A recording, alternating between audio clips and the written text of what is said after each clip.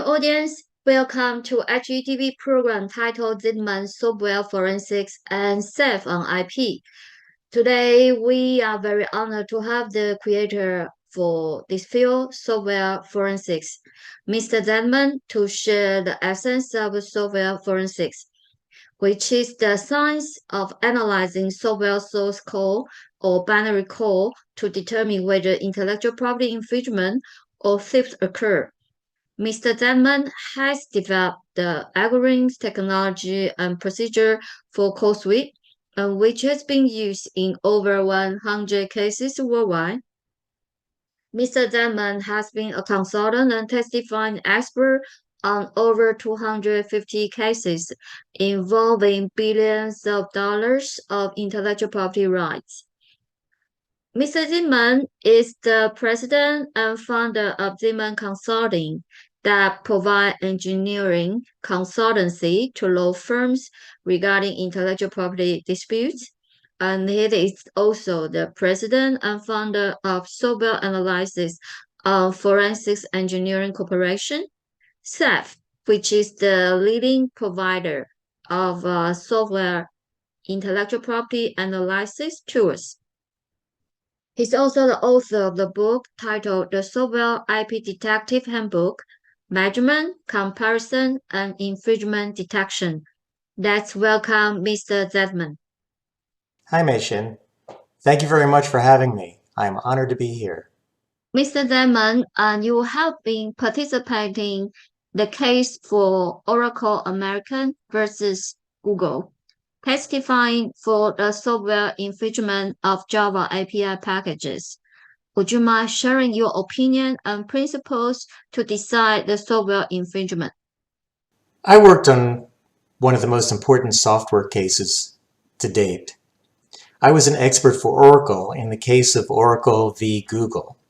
My team and I work for any client and we give them the best support we possibly can, whether we agree with their case or not.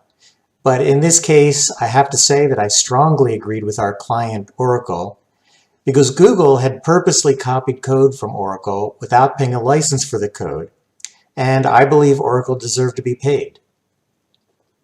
The history is that Sun Microsystem created the Java programming language, and it became one of the most successful computer languages of all time. Later, Oracle bought Sun. Google, at one point, wanted to promote its new Android operating system. And it wanted programmers to pick it up and use it very quickly. So rather than create its own APIs, its own connections to the operating system, it duplicated these application programming interfaces of Java that programmers already knew. Oracle had spent a lot of time and money educating programmers, and Google didn't need to. So at some point, Google was sued by Oracle over the copying of 37 specific APIs. And Oracle wanted $9 billion in compensation. Now, some people say, what's the big deal about 37 APIs? But actually, my team and I showed that those APIs, those 37 APIs, comprised about 11,500 lines of programming code. So this case went back and forth between decisions and appeals in different courts until the case went to the Supreme Court, which confirmed that the software was copyrightable. But it asked the lower court to determine whether Google's use of Oracle's APIs were fair use. So in US copyright law, someone can copy certain things without infringing the copyright. And those things have to meet 4 criteria. The first criteria is the purpose and character of that copied use. So, for example, if it's used for teaching or news reporting, it's usually considered fair use. The second criteria is the nature of the copyrighted work. So, in other words, if you're copying something that's educational, it may be okay to copy that. But if you're copying something that's commercial, that a company uses to make a profit, then typically it's not okay. The third criteria is the amount and substantiality of the portion being copied. And the fourth criteria is the effect of the use on the commercial market or the potential commercial market. So in other words, if a competitor copies your product or your code, in this case, and that means that you can't sell as many because now you have a competitor, then that would not be fair use. So this decision, this case, went to the U.S. Supreme Court, and I can tell you that the U.S. Supreme Court got it completely wrong. Their decision was completely wrong on every point regarding fair use, and it overturned 200 years of copyright law in the United States and 41 years of software copyright, because the Supreme Court declared that Google's copying of Oracle's code was fair use. Basically, the decision by the Supreme Court said that Google's use was so useful to the public because so many phones are sold with the Android operating system that it was okay to copy it. I believe that's like saying that if I come into your house and steal your television, and then I put it in the public square so that everybody in the community can watch, then it's okay. It's not theft. But U.S. law has always said that that kind of thing is theft, that copying something that is copyrighted for commercial use is always copyright infringement. But for some reason, the U.S. Supreme Court said in this case, it's not copyright infringement, it's fair use. Now, when you read a Supreme Court decision, there's often a dissent. Not all the judges agree. And in this case, at least 2 judges disagreed. And the Supreme Court, in its decision, also publishes the dissenting opinion. In this case, Judge Clarence Thomas, explained exactly as I've said, that the Supreme Court's fair use analysis, in his words, was fundamentally flawed. And he also stated that this order will eviscerate, again his words, will eviscerate U.S. copyright law. I believe that he's exactly right and the Supreme Court got it wrong, and this will continue to have tremendously bad consequences for U.S. software companies and software throughout the world. For one thing, all companies now need to keep their software code completely secret and never release it to the public. Because once it's released to the public, there's a possibility that programmers can copy it and claim fair use. I believe it may also hurt the open source community because open source code is protected by copyright law. A lot of people don't understand that open source code has a copyright in the United States, which means that the producers of that code are allowed to give it out under conditions that they set.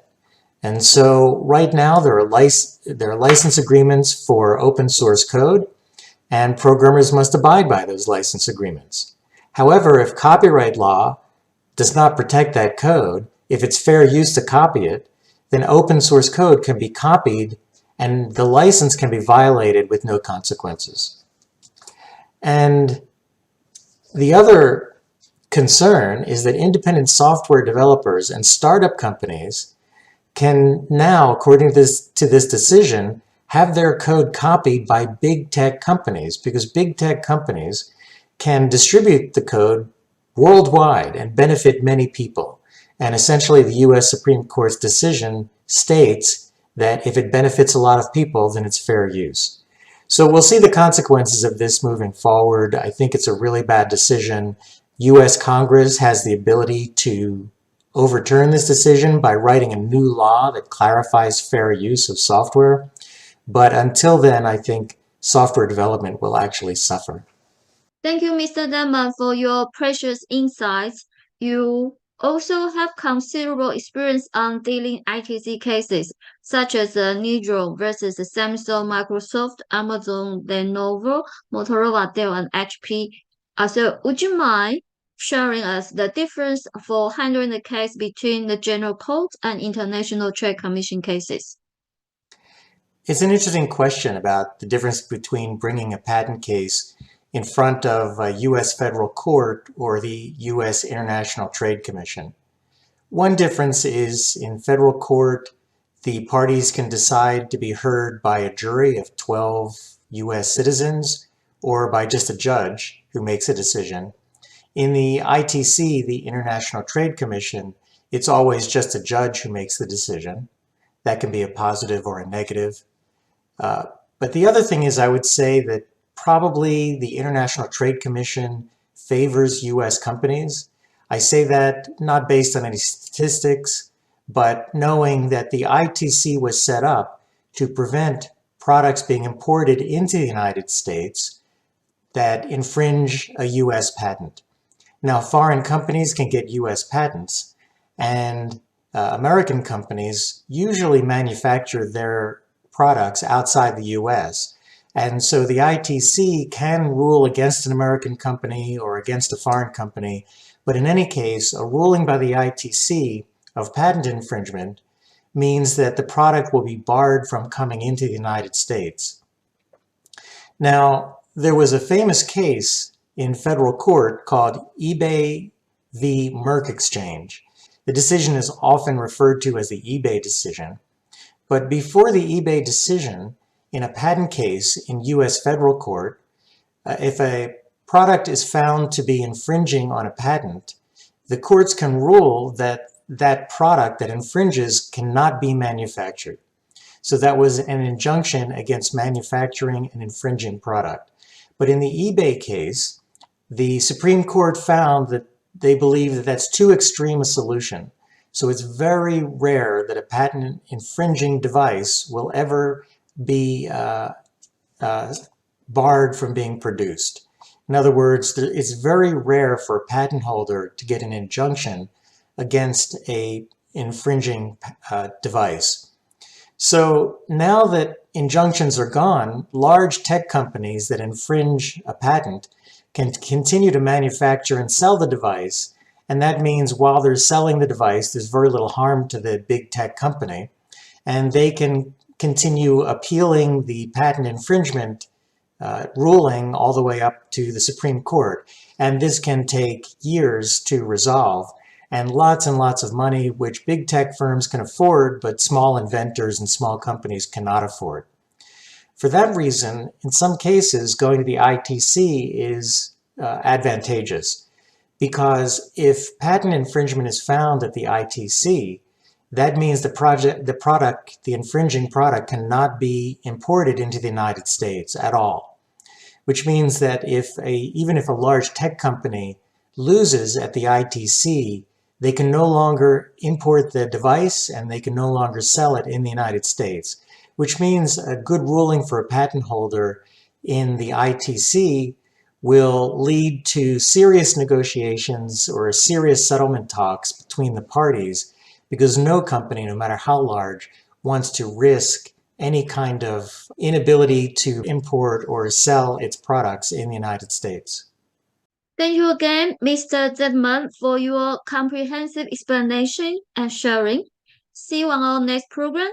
Dear audience, please do come back next Wednesday at 1 p.m. for Zeidman Software Forensics and SEF on IP on HGTV.